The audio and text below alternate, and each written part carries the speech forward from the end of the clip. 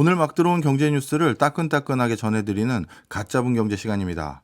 오늘은 2대1리의 신수정 기자, 한국경제TV의 신인규 기자 두 분과 함께합니다. 어서 오세요. 안녕하세요. 안녕하세요. 예, 오늘은 첫 소식은 두 분 중에 어느 분인가요?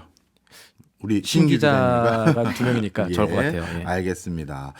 요즘 가장 정치권에서 뜨거운 이슈로 만들어버린 사건이 하나 있더라고요. 바로 노인 무임승차제. 네. 이걸 이제 폐지하자라는 이제 그런 것들을 뭐랄까요? 이슈한 어떤 뭐 정치인이 한 분 계시던데 어떤 관점에서 풀어봐야 되는지 한번 쭉 한번 짚어주시죠. 네.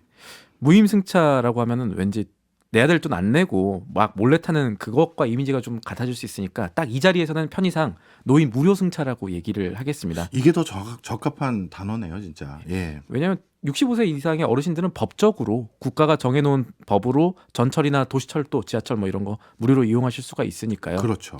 노인 무료승차 문제, 우선은 이 문제가 부각됐다는 것 자체로 우리 사회가 어떻게 변화가 되고 있냐, 요걸 좀 생각해 보실 수가 있을 겁니다.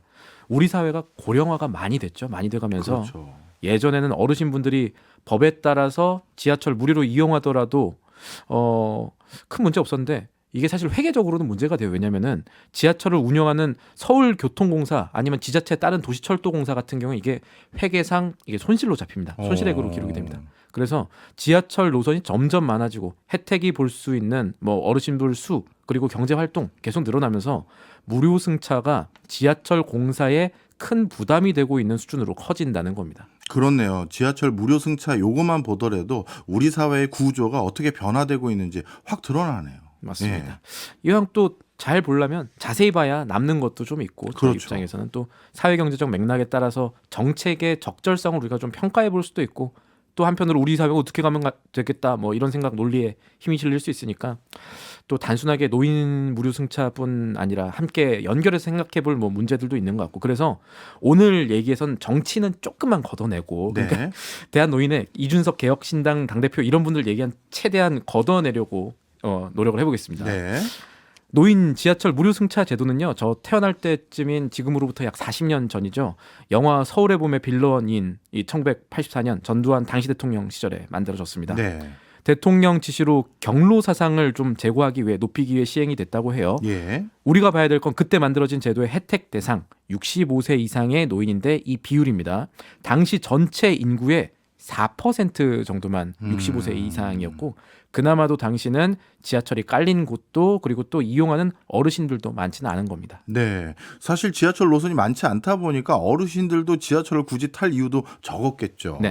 그런데 이제는 뭐 지하철 노선도 많아졌을 뿐만 아니라 무엇보다도 65세 이상 인구, 즉 노인 인구 비율이 너무나도 높아졌잖아요. 그 부분이 커졌죠. 통계청에 따르면은 지난해 기준 뭐 2020년 2023년 기준 65세 이상 노인 비율은 19%입니다. 몇 명입니까? 1,000만 명 정도 오, 됩니다. 거의 그렇군요. 육박합니다. 예. 2025년에는 확실히 넘어갈 거예요. 네. 이 비율이 20% 넘어갈 것으로 보는데 고령 인구 비중이 20% 넘으면 초고령 사회라고 봅니다. 그렇죠. 지금 우리나라는 65세 이상의 고령 인구가 15세 미만의 유소년 인구의 2배 가까운 국가가 됐습니다. 네.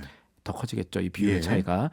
65세 이상의 인구가 늘어났고 지하철 점점 늘어나면서 노인 무료 승차 또 일부 바쁘신 분들의 무임 승차로 공기업이 비용 손실로 처리하는 돈이 늘어난 거죠. 예. 전국 도시철도공사들의 무임 승차 손실액이요.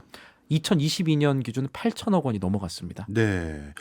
이 무임승차 손실액 8천억 원을 전부 어른들의 무료승차라고 우리가 그렇게 이해하면 됩니까? 아니면 예를 들어서 생각보다 지하철 그 카드 안 찍고 몰래 타는 사람 숫자가 생각보다 많다든가 이렇지 않아요? 생각보다 몰래 찍는 분들도 계시지만 사실은 큰 틀에서는 이 어르신분들의 무료 승차 비중이 좀 있을 겁니다. 그러니까 서울 지하철 1호선에서 8호선까지를 관리하는 서울교통공사가 네. 2022년에 한 해 3천억 원 정도 노인 무료 승차로 인한 손실금으로 쌓인다고 추산을 했거든요. 예. 부산이라든가 다른 도시철도공사의 그 노인만큼은 다 빼더라도 예. 그리고 서울 지하철이 1995년에 찾아보니까 노인 무료 승차로 인한 손실금을 정부가 좀 국비로 보전을 해주세요. 세금으로 보전해주세요. 이렇게 한 적이 있었는데 예.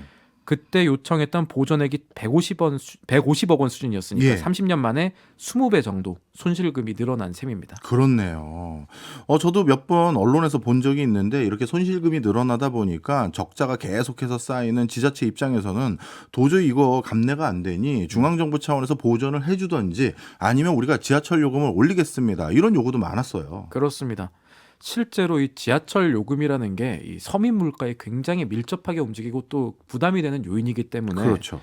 지자체로서도 올리는 게 좀 부담인데 서울시가 지난해 10월에 이어서 아마 오는 7월에 요금을 150원 추가로 인상하는 방안을 검토를 하고 있습니다. 네.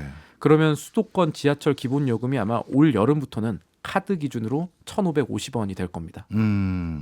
이거 도시공사가 적자 내는 비용을 이렇게 지하철 예금 올리는 지하철 요금을 올리는 형태가 아니라 그냥 노인들 무료 승차로 생긴 손실만큼 그냥 국비로 지원해주면 안 되는 거예요? 그 얘기들이 계속 있어 왔는데 예.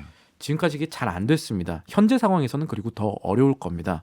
일단 예산 지원을 결정하는 데가 기획재정부잖아요. 그렇죠. 기획재정부가 노인 무료 승차 문제는 지자체에서 해결을 해야 된다 이렇게 명확하게 선을 긋고 있는데 네. 서울시 같은 경우는 특히 재정 자립도 높으니까 국비를 가지고는 재정 여력 좀 떨어지는 시군구 이런 데에 교통 인프라를 지금 예산 투입해 가지고 활성화시키는 게 우선이다 이런 논리고 거기다가 최근 총선 앞두고 정부가 추진하는 정책들이 대체로 세금을 좀 깎아주려는 정책들이잖아요. 예. 기재부 입장에서는 돈 보따리가 예상보다 줄어드는 상황입니다. 이런 상황에서 지원을 결정하기가 쉽지 않은 맥락이 있겠죠. 그렇네요. 세 수입도 줄어들 것이 우려되는 상황에서 국비를 지원하기는 쉽지 않을 수 있다. 이렇게 판단한 것 같네요. 기획재정부에서는.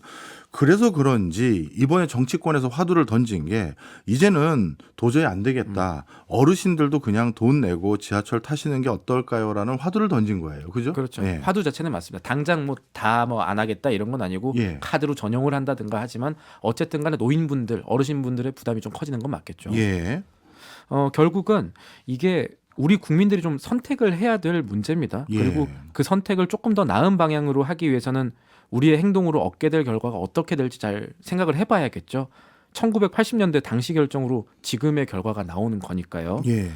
그래서 지금까지는 약간 이 지하철 공기업이라든가 뭐 지하철 요금 인상이라든가 이런 문제들을 얘기를 드렸는데 이제는 어르신분들의 입장에서도 이 문제를 한번 살펴보겠습니다. 경제적 행동 관점에서 예. 우리나라가 오래 사는 나라가 됐습니다. 기대 수명이 82세가 넘어간 나라가 됐어요. 그런데 중고령층의 40% 가까이는 정년 60세 다 못 채우고 퇴직을 하는데 그 나이가 어떻게 되느냐? 평균 51세 정도 됩니다. 51.5세 정도 돼요. 생각보다 짧으네요. 생각보다 짧죠. 예. 그러니까 노후 대책이 제대로 마련되지 않은 상태에서 일자리를 잃은 뒤에는 정년퇴직하더라도 사실 예. 한 5년간의 공백은 있는 것이고 일자리를 퇴직한 뒤에는 구할 수 있는 좋은 일자리가 사실 마땅치 않잖아요. 그렇죠. 우리나라에선 그러다 보니까 노인 지하철 택배라는 게 지하철 있는 데들은 있습니다. 노인의 그 지하철 무료 승차 제도를 이용해 가지고 예. 퀵 배송보다는 조금 느리지만 저렴하게 물건 배달할 수 있어서 생겨난 일자리인데 네. 이 지하철 무료 승차 제도가 없어지거나 변경이 되면 이런 일자리 부분에서 사실은 타격이 좀 올 수도 있겠죠. 이런 부분도 고려해야 됩니다. 그렇네요. 사실 노인 일자리 중에서 무료 승차 제도를 이용한 이 퀵배송, 이것까지는 저도 미처 생각을 못했는데 우리나라 같은 경우는 늘상 얘기하는 전 세계적으로 노인 빈곤율이 제일 높은 나라 중에 하나. 네. 그리고 노인 일자리가 점점 제약되고 있다. 그리고 이제 점점 노인 숫자는 많아지는 상황에서 노인들을 활용한 경제 활동 이게 필요하다. 이런 얘기들은 많은데 이런 과정에서 지하철 무료 승차 제도까지 없어지면 어떻게 보면 실제 생활비는 더 들어가게 되는 것이고 노인 빈곤율이라든가 이런 문제 또는 좀 전에 지적해 주신 노인 일자리도 조금 문제가 있을 수 있는 그런 상황이네요. 맞습니다. 교통이라는 게 생각보다 사람의 삶의 질에 있어서 꽤 커다란 부분을 차지하고 있기 때문에 그렇습니다. 네. 말씀 나온 길에 우리나라 노인 빈곤율에 대해서 간단하게만 한번 정리를 해야 될 것 같아요. 네. 노인 빈곤율이라는 게 대체 뭔가 궁금해하시는 분들 꽤 되시거든요. 이 OECD에서 내놓은 자료인데 이 노인 빈곤율이라는 게 사실은 절대적 빈곤율이 아니라 상대적 빈곤율입니다.